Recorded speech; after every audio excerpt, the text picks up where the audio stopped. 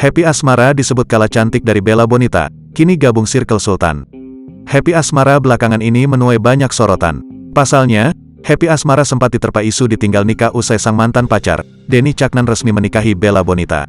Happy Asmara bahkan menyadari jika akhir-akhir ini ia kerap dibandingkan dengan Bella Bonita.